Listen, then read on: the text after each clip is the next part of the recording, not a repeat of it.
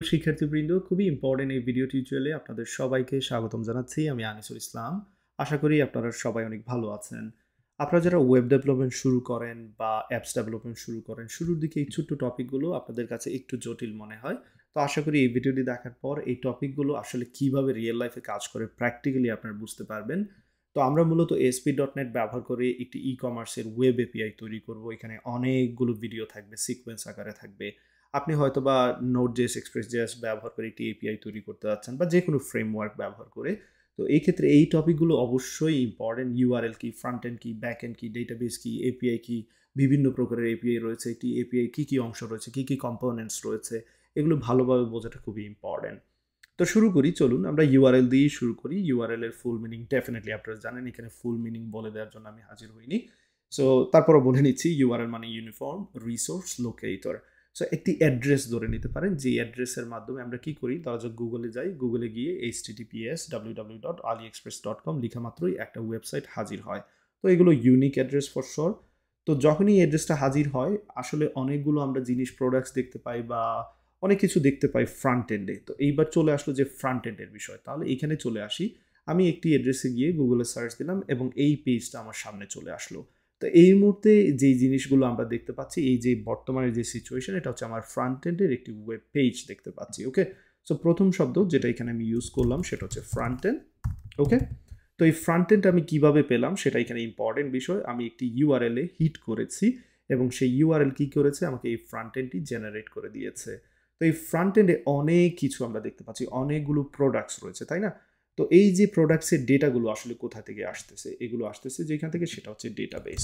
Definitely সেটা বুঝতে কোনো সমস্যা নেই আমাদের। আমাদের ডেটাগুলো আসতেছে কোথা থেকে? ডেটাবেস। ডেটাবেসে কি থাকবে? হয়তোবা অনেকগুলো প্রোডাক্টস থাকবে। ধরা যাক প্রোডাক্টে একটি প্রোডাক্ট আমি তৈরি করে নিচ্ছি। একটি প্রোডাক্টের ক্ষেত্রে আমি জাস্ট এখানে বেসিক কিছু জিনিস দিচ্ছি, আইডি দিচ্ছি, নেম থাকতে পারে, সেই প্রোডাক্টের হয়তোবা ব্র্যান্ড নেম থাকতে পারে, সেই প্রোডাক্টের প্রাইস থাকতে পারে। তো এখানে একটি মাত্র প্রোডাক্ট আমরা ডিক্লেয়ার করলাম, ধরা যাক। ওকে, আমি আপনাদের বোঝানোর জন্য এখানে ড্রয়িং করব অনেকগুলো। তো এটা হচ্ছে আমাদের ধরা যাক ডেটাবেস, এবং ডেটাবেসে অনেকগুলো প্রোডাক্ট রয়েছে। আমি জাস্ট রিয়েল কুইক কপি করে নিচ্ছি, এখান থেকে রিয়েল কুইক করে নিচ্ছি, কপি পেস্ট। ধরা যাক এটি আমাদের প্রথম প্রোডাক্ট, অ্যান্ড দেন আমি আইডি দিয়ে দিচ্ছি যাতে করে বুঝতে সুবিধা হয়।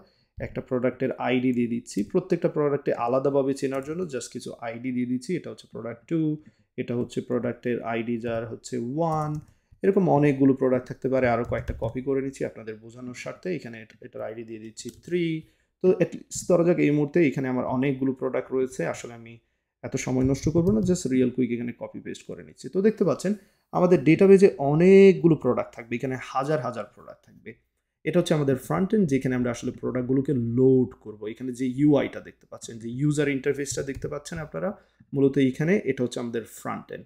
এই ফ্রন্ট এন্ডে কি হবে, ডেটাবেস থেকে ডেটাগুলো আমরা নিয়ে এসে ফ্রন্ট এন্ডে আমরা মূলত শো করি যাতে করে ইউজাররা দেখতে পারে। এবং এই ফ্রন্ট এন্ড আমরা কিভাবে খুঁজে পাই, একটা ইউআরএল এ হিট করে আমরা খুঁজে পাই। তো এই ইউআরএল এ কি রয়েছে সেই প্রসঙ্গেও আমরা আলোচনা করব। এই ইউআরএল এর প্রথম যে অংশটা HTTPS, যেটা দেখতে পাচ্ছেন একটি protocol, hypertext transfer protocol. And then এখানে যেটা দেখতে পাচ্ছেন www.aliexpress.com, এটা হচ্ছে ডোমেইন নেম। প্রত্যেকটা ওয়েবসাইটের একটা ডোমেইন নেম থাকে, একটা নিজস্ব নাম থাকে। অ্যান্ড দেন যে অংশটা দেখতে পাচ্ছেন এই যে স্ল্যাশ প্রোডাক্টস, এটা হচ্ছে পাথ।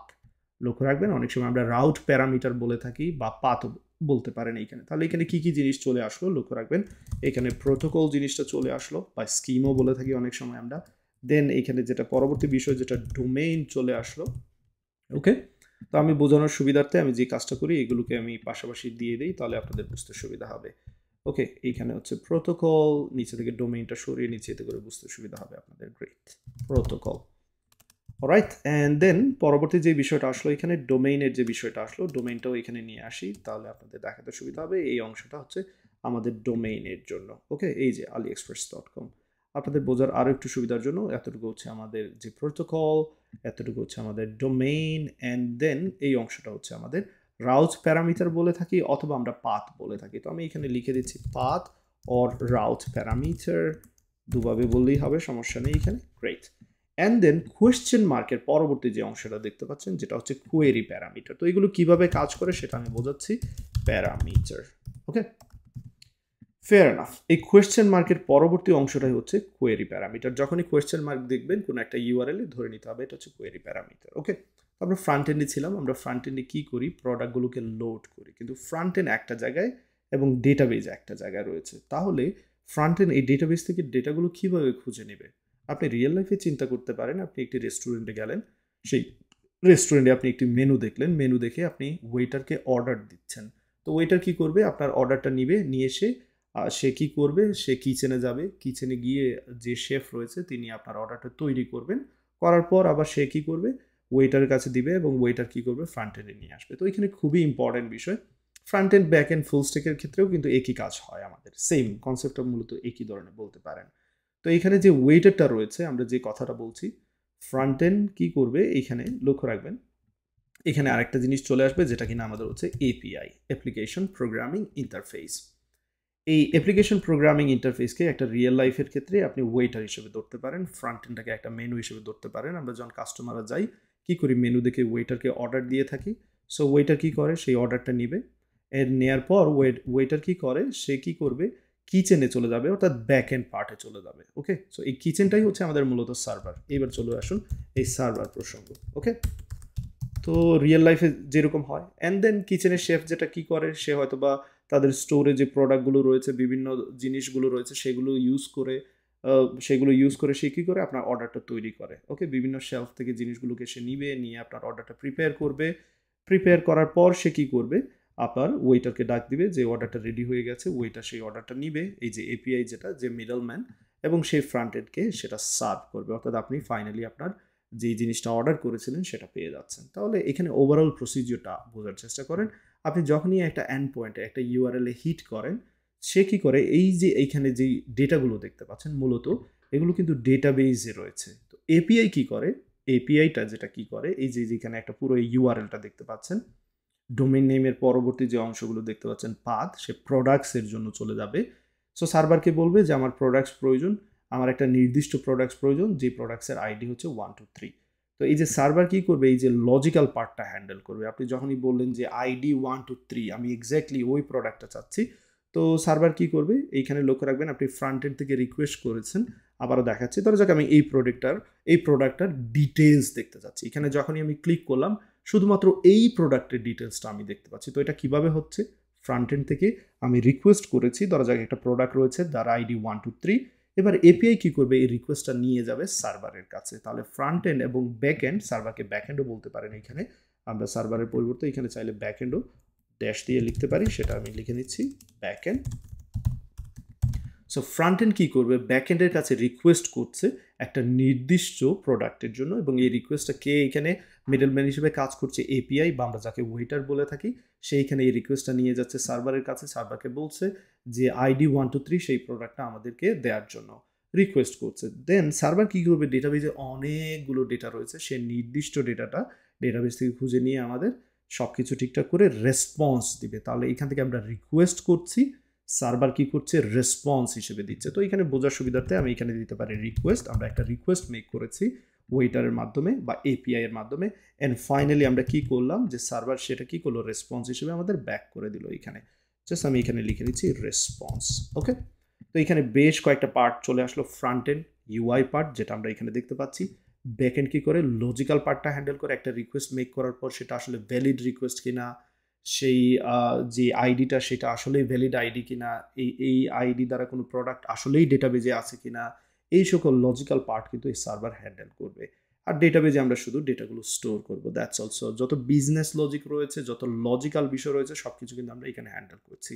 অ্যান্ড দেন ফাইনালি এপিআইটা কী করছে, মিডল ম্যান হিসেবে কাজ করছে। যখন রিকোয়েস্ট মেক করছি এপিআই এর মাধ্যমে, রেসপন্সও পাচ্ছে কিন্তু এপিআই এর মাধ্যমে। তো এপিআইটা যদি সিম্পলি বলতে হয়, এই যে পুরো ইউআরএলটাই হচ্ছে একটা এপিআই এর এন্ড পয়েন্ট বা এপিআই পাথ বলতে পারেন। তো এই এপিআই এর মাধ্যমেই আমরা কি করছি, ইউআরএল এর মাধ্যমেই আসলে এখানে যাবতীয় সবকিছু হচ্ছে। তো এই এপিআই সম্পর্কে আমরা বিস্তারিত কথা বলবো পরবর্তী ভিডিওতে, যে এখানে বিভিন্ন ধরনের এপিআই রয়েছে। আমরা রেস্ট এপিআই, সোপ এপিআই এবং রেস্ট এপিআই এর বিভিন্ন অংশ নিয়ে স্পেশালি আলোচনা করব, কারণ আমাদের মূলত টার্গেটটা হচ্ছে রেস্ট এপিআই নিয়ে কাজ করা। তো আপনি যদি এখন ASP.NET নিয়ে কাজ করেন, কিংবা Node.js Express নিয়ে কাজ করেন, কিংবা অন্য যে কোনো ফ্রেমওয়ার্ক লাইব্রেরি নিয়ে কাজ করেন সেটা আপনার বিষয়, বাট ওভারঅল এইখানে যা আলোচনা করলাম সেগুলো হচ্ছে ইউনিভার্সাল। সেগুলো হচ্ছে যে কোনো আপনি ল্যাঙ্গুয়েজ ইউজ করেন, যে কোনো ফ্রেমওয়ার্ক ইউজ করেন, সবার ক্ষেত্রে কিন্তু সেম কনসেপ্ট। কন্টেন্টের ইউজার ইন্টারফেস ডিজাইন করার জন্য আমরা কী কী ব্যবহার করে থাকি? সাধারণত আমরা HTML, যার সাহায্যে ওয়েবের স্ট্রাকচারটা তৈরি করি, টেবল, ইমেজ এগুলো অ্যাড করে থাকি, CSS এর সাহায্যে কালারাইজ, স্টাইলাইজ করে থাকি, জাভাস্ক্রিপ্টের সাহায্যে ফ্রন্ট এন্ডের যে লজিকগুলো রয়েছে সেগুলো আমরা মেনটেন করে থাকি। দেন জাভাস্ক্রিপ্টের বিভিন্ন লাইব্রেরি রয়েছে, যেমন রিয়্যাক্ট জেএস বলতে পারেন, অ্যাঙ্গুলার জেএস বলতে পারেন। সেগুলোর সাহায্যে আমরা কি করতে পারি? জাভাস্ক্রিপ্টের যে কাজগুলো সেগুলোকে আরও সিম্পলিফাই আমরা রিপ্রেজেন্ট করতে পারি। দেন এইখান থেকে আমরা যে রিকোয়েস্টটা মেক করি, এপিআই আমি যেটা বলেছি বিভিন্ন ধরনের এপিআই রয়েছে। মোস্ট পপুলার যদি বলে থাকি রেস্ট এপিআই, যা প্রায় 70%, মোর দেন 70% পিপল আশা করি রেস্ট এপিআই ইউজ করেন। অ্যান্ড দেন সোপ এপিআই রয়েছে, যেটা আরেকটি পপুলার এপিআই বলা যায় প্রকারভেদ। তো এই এপিআইগুলো কীভাবে কাজ করে আমি বিস্তারিত আসলে রেস্ট এপিআই নিয়ে আলোচনা করব পরবর্তী ভিডিওতে। অ্যান্ড দেন সার্ভার সাইড আপনি বিভিন্ন, যেহেতু লজিক্যাল পার্ট, এখানে প্রোগ্রামিং ল্যাঙ্গুয়েজের যে বিষয়গুলো কী কী ল্যাঙ্গুয়েজ ইউজ করতে পারেন, অনেক কিছু ব্যবহার করতে পারেন। আপনারা চাইলে ASP.NET, C# সাহায্যে যদি চান তাহলে সেটা ব্যবহার করতে পারেন। ASP.NET এর ওয়েব এপিআই এখানে ব্যবহার করতে পারি, Node.js, Express.js ব্যবহার করতে পারি। দুইটা একসাথে ব্যবহার করে আমরা এপিআই তৈরি করতে পারি। দেন পাইথন, Django ব্যবহার করতে পারি। এখানে জাস্ট আমি লিখে দিচ্ছি very quickly, python and Django। Okay, there you go. And okay, and then ডেটাবেজের জন্য আমরা চাইলে দুই ধরনের ডেটাবেজ মূলত এখানে দুই ভাগে বিভক্ত করে নিতে পারি মেইনলি। একটা হচ্ছে রিলেশনাল ডেটাবেজ, একটা হচ্ছে নন রিলেশনাল ডেটাবেজ, বা SQL, নো SQL, এরকম দুই প্রকার আমরা বিভক্ত করে নিতে পারি প্রথমেই। এবং SQL এর ক্ষেত্রে, নো SQL এর ক্ষেত্রে MongoDB ব্যবহার করতে পারেন, যেটা কিনা মোস্ট পপুলার বলবো। নো SQL এর ক্ষেত্রে, SQL এর ক্ষেত্রে আপনারা চাইলে PostgreSQL ব্যবহার করতে পারেন। এইখানে আমি লিখে দিচ্ছি PostgreSQL অথবা PSQL। তো এরকম আসলে অনেকগুলো, MySQL, PSQL, অনেক কিছু রয়েছে। এখানে আমি যদি লিখে দিই MySQL, ওকে। বাট আমি আসলে বিস্তারিত যাচ্ছি না এখানে প্রকারভেদ সম্পর্কে, কারণ হচ্ছে ফ্রন্ট এন্ডের জন্য আমি HTML, CSS, জাভাস্ক্রিপ্ট, React.js এগুলোর অনেকগুলো ভিডিও তৈরি করেছি, সাসের ভিডিও তৈরি করেছি। দেন হচ্ছে এপিআই এর জন্য রেস্ট এপিআই অলরেডি আমি Node.js, Express.js এর সিরিজে তৈরি করে দেখিয়েছি, বাট এবার সময় হচ্ছে ASP.NET এর। বাট ডাজেন্ট ম্যাটার, এখানে প্রোগ্রামিং স্পেসিফিক কোনো কিছু আমি আলোচনা করছি না, বা নির্দিষ্ট কোনো ফ্রেমওয়ার্ক লাইব্রেরি নিয়ে আলোচনা করছি না। ওভারঅল যে টপিকগুলো আমার এখানে যে কনসেপ্টগুলো দেওয়ার দরকার ছিল, ইউআরএল কি, ফ্রন্ট এন্ড কি, এপিআই কি, ব্যাক এন্ড কি, ডেটাবেস কি, সেটা আশা করি আপনারা বুঝতে পেরেছেন। এবং এখানে প্রত্যেকের উদ্দেশ্যটা কি সেটা আশা করি এই ভিডিও থেকে আপনাদের ক্লিয়ার করা হয়ে গেছে। আমরা যে ইউআরএল হিট করেছি সেই ইউআরএল আসলে মূলত এখানে কি করছে আবার আমরা ফাইনালি বোঝার চেষ্টা করি। আমরা একটি ডোমেইন নেমে হিট করছি এবং সেখানে যে এপিআই রয়েছে সেই এপিআই এন্ডপয়েন্ট /products সেখানে আমরা হিট করছি, এবং একটি আইডির মাধ্যমে আসলে আমরা একটি প্রোডাক্টকে খুঁজে নেওয়ার চেষ্টা করছি, যেটা কিনা কোয়েরি প্যারামিটারের মাধ্যমে একটা কোয়েশ্চেন মার্ক রয়েছে। তো সে কি করবে, মূলত ফ্রন্ট এন্ড থেকে আমরা এই রিকোয়েস্টটা পাঠাচ্ছি, এপিআই এর মাধ্যমে সার্ভার সাইটে যাবে, সে চেক করবে এই রিকোয়েস্টটা ভ্যালিড কিনা এবং এই আইডি 1 2 3 দ্বারা এখান থেকে কোনো প্রোডাক্ট খুঁজে নেওয়া যায় কিনা। ধরা যাক এটা হচ্ছে 1 2 3 আইডির যে প্রোডাক্টটা রয়েছে। তো সেই ক্ষেত্রে কি করবে, সে এখান থেকে এপিআইকে রেসপন্স হিসেবে এটা পাঠাবে এবং ফ্রন্ট এন্ডে এইখানে আপনারা ফাইনালি এই প্রোডাক্টের ডিটেলসটা দেখতে পারেন। তাহলে যে ইউআরএলটা দেখতে পাচ্ছেন, এই ইউআরএলটা আসলে আমরা কি করি, এখানে হিট করি, এপিআই সেই রিকোয়েস্টটা রিসিভ করে সার্ভারকে সেই রিকোয়েস্টটা বুঝিয়ে দেয়। সার্ভার কি করে, এই রিকোয়েস্টটা নিয়ে সেটা ভ্যালিডিটি চেক করে এখান থেকে ডেটাবেস থেকে ডেটা খুঁজে নিয়ে সেই ডেটাটা মূলত এখানে রিটার্ন করে। আপনাদের মনে প্রশ্ন জাগতে পারে যে আমরা সব কিছু কেন একটা জায়গায় করছি না, সব কিছু সেপারেট কেন? এই সেপারেটটা আসলে মেইনটেনেবিলিটির জন্য, স্কেলাবিলিটির জন্য, সেটা আমি বোঝাচ্ছি আপনাদের। আপনারা যখন রেস্টুরেন্টে যান তখন যদি ধরা যাক আপনাদের কিচেনে গিয়ে বসতে হয়, আপনাদের শেফ ডিরেক্টলি এসে আপনাদের কাছ থেকে অর্ডার নেয় এবং সেইখানে আপনাদের সামনেই সব অর্ডার প্রিপেয়ার করে একটা হযবরল অবস্থা তৈরি হয়ে যাবে, সেটা নিশ্চয়ই বুঝতে পারছেন। আর সেই জন্য আমাদের রেস্টুরেন্টের দিকে সুন্দর করে শুরুর দিকে যে ফ্রন্ট সাইডটা অনেক সাজানো থাকে, ওয়েটার আসে আমাদের অর্ডারটা নেয়, অ্যান্ড দেন কিচেনে সেটা অর্ডারটা প্রিপেয়ার করা হয়। এরকম সব কিছু খুবই অর্গানাইজ থাকে। তো আমাদের এইখানেও সেম, ধরা যাক যদি ডিজাইনিংয়ে কোনো সমস্যা হয় তাহলে আপনি ইমিডিয়েটলি বুঝতে পারবেন এটা হচ্ছে ফ্রন্ট এন্ডে, সুতরাং এই জায়গায় আসবেন আপনি। আপনার যদি দেখা যায় কোনো একটা ডেটা মিসিং হচ্ছে, অর্থাৎ কোনো কিছু পারফেক্টলি ব্যাক এন্ড থেকে আসছে না, সেটা আপনারা খুঁজে নিতে পারেন, ব্যাক এন্ডে আসতে পারেন, সেটা আপনারা খুব সহজে মেইনটেইন করতে পারেন এখানে। সো এক্স্যাক্টলি প্রবলেম কোথায় হয় সেটা বোঝার জন্য সেপারেশন অফ কনসার্ন এবং সব কিছু যাতে খুবই সাজানো গুছানো থাকে, ফ্রন্ট এন্ডের পার্টটা শুধু ফ্রন্ট এন্ডের পার্ট এখানে থাকবে, ব্যাক এন্ডের লজিক্যাল পার্ট যেগুলো আছে সেই লজিক্যাল পার্টটা আমরা আলাদা রাখবো, ডেটাবেজের ডেটাগুলো আমরা আলাদা জায়গায় স্টোর করে রাখছি, সব কিছু ওয়েল ব্যালেন্স এবং অর্গানাইজ অবস্থায় থাকছে।